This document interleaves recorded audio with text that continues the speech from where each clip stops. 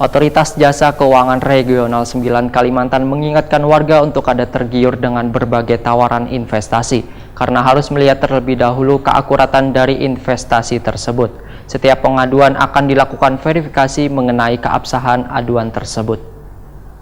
Melaksanakan kebijakan Otoritas Jasa Keuangan.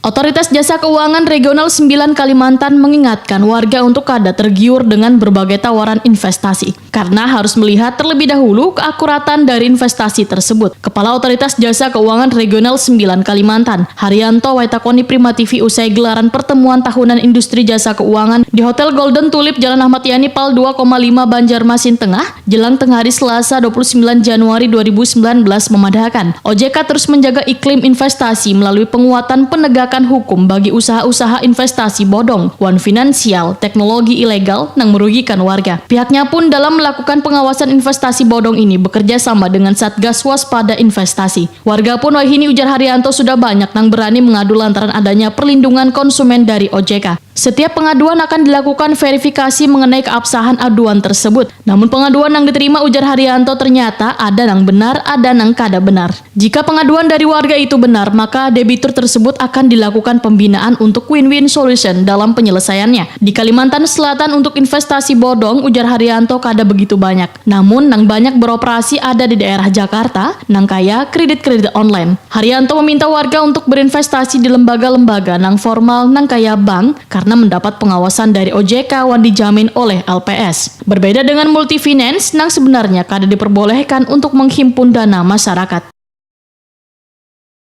Investasi yang bunganya tinggi, kemungkinan keamanannya rendah. Jadi investasi di bank itu aman karena dijamin oleh LPS. Baik BPR juga sama, BPR juga dijamin.